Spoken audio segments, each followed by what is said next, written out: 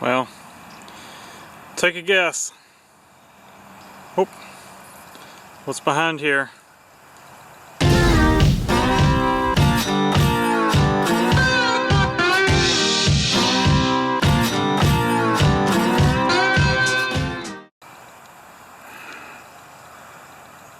Another tractor. No, this is not the 2000. The 2000 sitting right there. This is, he thought it was a 3600.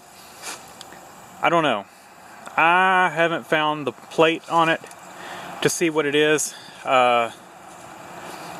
It may be, and he was thinking it was like a 67 or maybe even older than that. I can't remember what he said, but it was early 60s.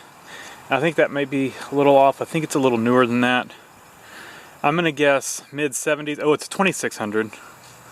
I'm gonna guess it's mid 70s, just a guess. I could be completely wrong, but I think it's a little bit newer than my 2000. And my 2000 I think is a 67 if I remember right. But a guy reached out to me. It's a family friend, and he had this tractor, and it had fuel issues, you know, he said about four years ago, and he just kind of quit working on it, and he offered it to me for free. So I'm not one to turn down a free tractor, and I mean, as one can see right there, or the 8N. So it was free, and I went and picked it up today. So, well, I'll look around, probably should be able to find a manufacturer's tag on it. I think on mine it's somewhere along here on the block, but I don't see it on this one. So I'll look around, and if I find a year on it, I'll let y'all know. But it's a Ford 2600. I think it's a 3-cylinder. It's gas, and its carburetor is missing. He thinks he has it, so he's gonna take a look and see if he can find it. But yeah, it's got some kind of a fuel issue. He did put looks like an aftermarket fuel pump on it, and I think he said he had the tank coated. The whole thing reeks of old gas though, so who knows if the tank is still okay. Aired up the tires. This one went flat really fast. I don't know if they're tube type. I would assume they are. So we may have to put a tube in that one, or a new tube. But I tried a little bit to get this off, and it wasn't wanting to come off. I'm just gonna give it kind of work it back and forth. Oh, it stinks. Oh, it stinks. I can already smell it. Oh man. Y'all see that? Oh. Well, that might be the tank coating. Ooh. 4 years. It smells like 10-year gas. I don't know. We'll have to see if we can save it. Like I said, I think I remember him saying he had the tank coated, so maybe the tank's okay, or this may be a lot of the tank coating itself.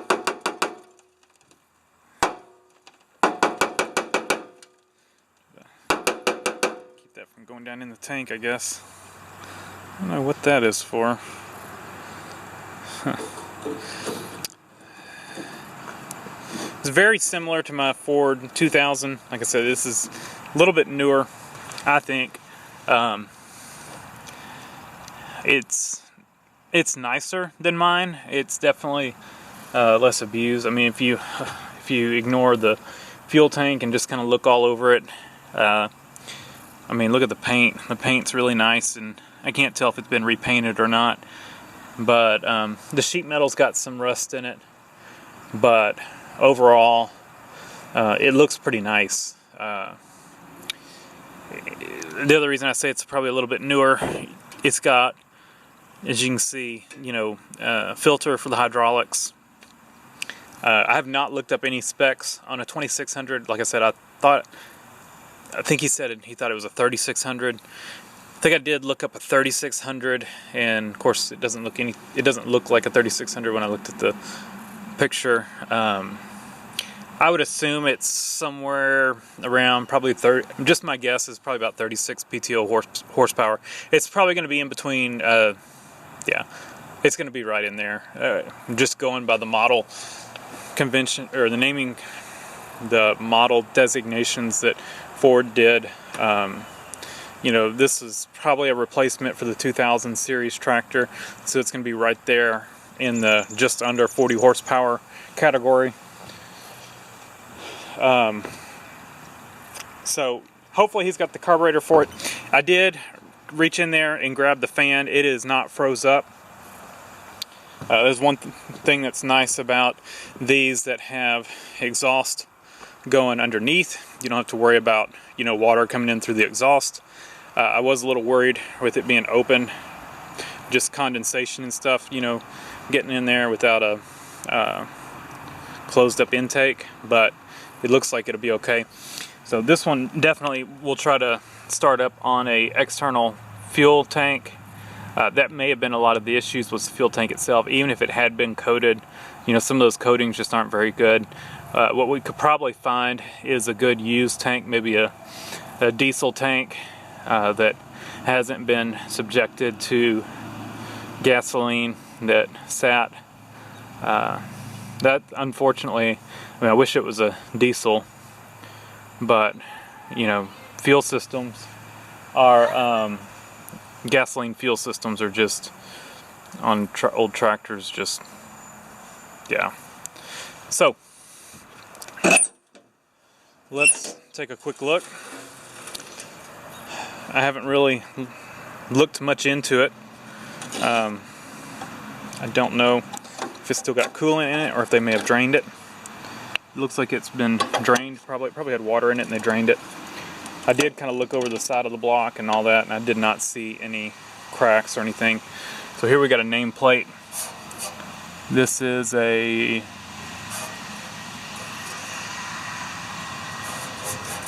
with the model, serial number. I'll have to look up. I don't remember the date thing. It's definitely been repainted, or at least the sheet metal.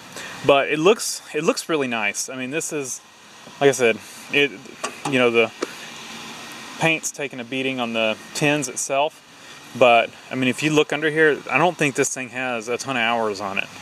I think this is, whereas my other one, I think, was probably pretty heavily used. This one, I don't think has been, so I think it's going to be a nice tractor once we get it going. It's got a lot of differences than my other one.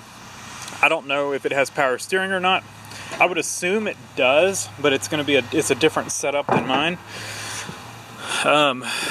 It may not, actually. So mine, it has hydraulic cylinders that assist. I assume that if this one does, it's made into the gearbox, but it looks like a very simple gearbox, so I don't think that one does. It's possible it does, but I bet it's manual steering.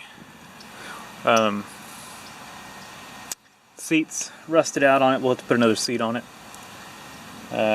Tires, like I said, that front one's leaking. This one was flat, but it's holding air, at least for right now. The other one leaks within a few minutes, so I'm going to have to air it up before we try to get it down, try to save that tire. We may put some slime in it and see if that'll seal it off. But yeah, the main issues we're going to have on this one is hopefully he has the carburetor for it. If he does, we'll go through that since it's already off. Make sure it's in good shape, and we're going to hook up to some other fuel source until we can clean this tank out. And I may just see what a tank would cost for this thing The Ford, I like Ford tractors. I like John Deere as well too. I guess I like all tractors. I'm not brand specific, but Ford kept this design and a lot of the parts interchanged for years and years and years. And so this tank on this one is probably a fairly common tank. I would almost bet it's the same exact tank that's on my 2000 diesel over there. So I don't think it's going to be that much if we buy a tank. You know, if we can get a tank for $100, we're going to buy a tank for it. So anyway, looks like we got a nest in here. Looks like a bird nest, not a rat nest. But you know, it doesn't look like rats or anything have chewed up the wiring. You know, all the wiring looks really good on it. So I think we're gonna have a lot of luck. You know, my battery tray was completely rotted out. This one just has a little hole right here. And just little stuff like that, you know, you look over it and you just think that, you know, it's just in good shape. I'm just trying to move. This moves at the governor. There we go. So, all right. So, yeah, I need to go unload it. We will have to see if all this stuff works. I'm guessing one of these is maybe a draft control or something, and the other one's a lift control. Just guessing. It does not have auxiliary hydraulics. Let's see if it's got a locking rear differential. It does not appear to. Mine has a pedal over here for the locking rear differential. Don't see that on this one. This is probably the maybe the fast or slow on either going up or down on the hydraulics. It looks like it may have some kind of a hydraulic cooler over there. I'm just guessing.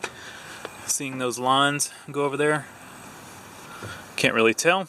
Just kind of looking at this. I've never really inspected a 2600 Ford. I'll have to pop that distributor off. I have no idea if it's got points or electronic ignition. I would assume points. I don't know what this is. Looks like maybe something that senses vacuum, some kind of vacuum operated switch. I don't know what it controls. No idea. Just kind of looking over everything. Got a solenoid, starter cables, seen better days. I would assume, I mean, I really wouldn't have thought this thing even had a fuel pump. I would assume it would be gravity flow, but I don't know. I'm trying to figure out what this is. So this, where does this go? This is in the vicinity of the carburetor. It's going up. Is this a mechanical fuel pump somewhere? Maybe the fuel line originally went up to it and then this went down to the carburetor. Let me trace some of this stuff down. I'll also undo this so that we can swing this out and take a look down in there. So let me do that real quick. Alright, got the battery tray out of the way. We've got a bird nest in here. Little 3-cylinder gasoline engine.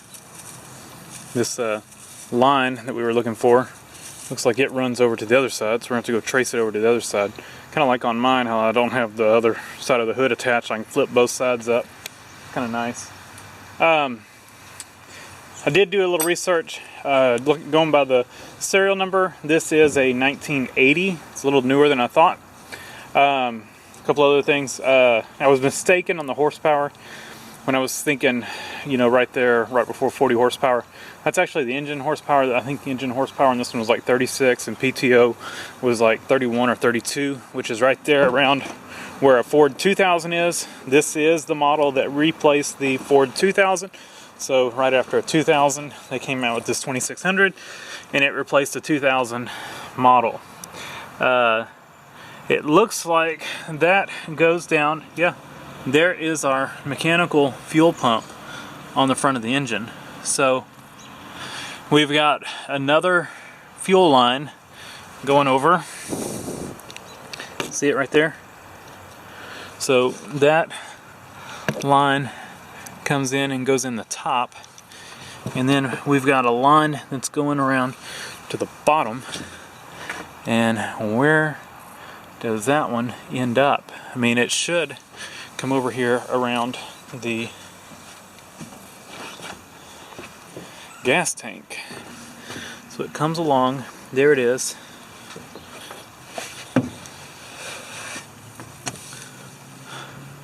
This is it right here, and right here. So it's been cut off. This goes over to the mechanical fuel pump. I'm guessing that pump is no longer good. We will probably try to replace that and do away with the little clickety-clack fuel pump here. The clickety-clack may not work either.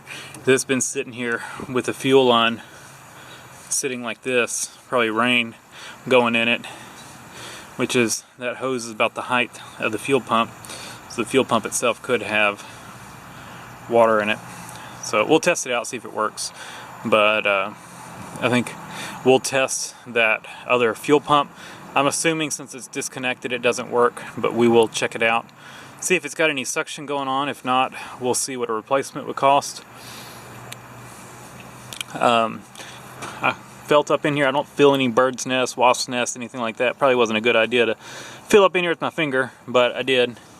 So I think we're okay there. I just wanted to make sure something didn't build up in there and we suck it up in there like a dirt dauber or wasp or anything like that. Wasp's nest. We don't want to suck that in the engine. So the engine oil looks good. It's black. It looks good. We will drain it, or at least crack the drain loose and drain a little bit out. And I like to, if possible, get a little heat in the engine before we change it. But I do crack the drain plug and let a little out to make sure there's no water in it. If there is water, the water settles to the bottom. So as soon as you open the, or pull the drain plug out, you know the water will come out. So as long as we get oil straight out, we'll put the drain plug back and crank it up, get a little heat in the engine, and then change the oil. Looks like we got a bolt that's loose here. We need to fix that. Oh, it looks like there was a plate, some kind of a mount here. It's broke out. We will need to unbolt that, get this bolt snug up in here. I'm guessing they had some kind of bracket on the other side. I don't know if they had a front end loader or maybe some kind of a bumper on this thing.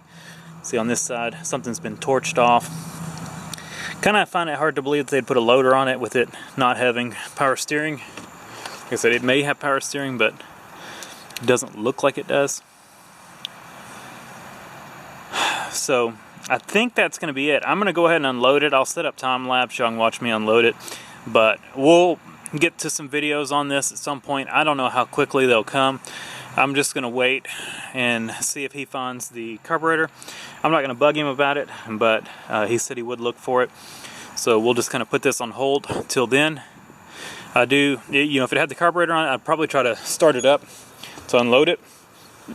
But since we don't have a carburetor, can't really do anything on it right now. So we'll just kind of let this one be for the moment. We're gonna put some air in that tire and quickly unload it and try to put it somewhere. But yeah, y'all have fun watching me unload it by myself. And then, you know, stay tuned for some future videos on this thing. Should be a good little project. I don't think it'll be much to get it running, but and I don't think once we get it running it's going to need much for repairs. I think once we kind of go through the carburetor and probably put a fuel pump and a gas tank on it, I think this thing will be in good shape. So, and then we'll probably, since the rest of it's pretty nice, we'll probably throw a coat of paint on the tins and should be good to go. I do have the key for it also. I put that in the Suburban. I didn't want it to fall out. But very similar to my 2000. It's got smaller rear tires on it. I think the front tires may be bigger or are the same size. Of course, the rears on mine, I'm pretty sure came off of a 3000. Very similar rear end section. You know, Ford, they kept a lot of the stuff the same. You know, they found something that worked well and kind of stuck with it. And this one should have, I was thinking it had inboard brakes, but it does not. They're still outboard brakes. I think I can't remember if I think the seals are the same between the two.